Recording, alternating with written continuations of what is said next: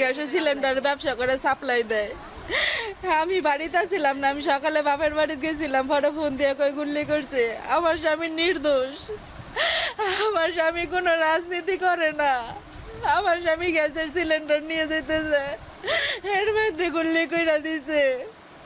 আমার স্বামী একজন নির্দোষ, আমার স্বামীরে যে গুল্লি করছে আর বিচার চাই।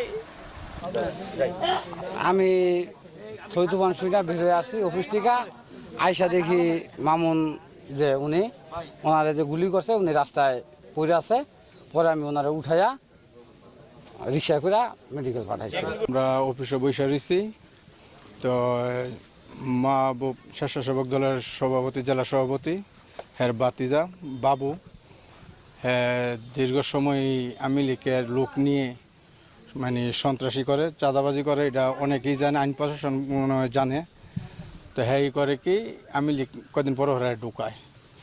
তো ঢুকানোর পরে হ্যাঁ আজকে এখানদা 4-5টা ফুন্ডাল দিয়ে ঢুকছে পরে আমরা অফিসে থাকার পরে ওই এরা একটা জাবর দিচ্ছে পরে আমরা যখন বাড়িছি পরে যখন কইতাছি কী হয়েছে, পরে যখন খোকাই যখন কইতাছে, বাবুজন কইতাছে কয় অফিস কদিন থাকে এটা বুঝবো না, বেশি দিন অফিস থাকতো না। পরে যখন আমি বললাম কী হয়েছে, অফিস থাকতো না মাইনি পরে বললো কি, বাবু বললো কি মেশিন না বার করে গুল্লি করা শুরু করে দিছে। তো একটা গুল্লি আমার ভাইয়ের মাথায় লাগছে, কান বরাবর লাগছে, আর 2-3টা ফাঁকওয়াশ করছে, এলো খোকায় আর এলো বাবু। ঘটনার সংবাদ জানার সাথে সাথেই আমাদের যে টহল টিম দ্রুততার সহিত ঘটনাস্থলে চলে আসে এবং যে ভিকটিম আহত ছিল ইউএস বাংলা হসপিটালে, সেখানে আমাদের পুলিশ চলে যায়।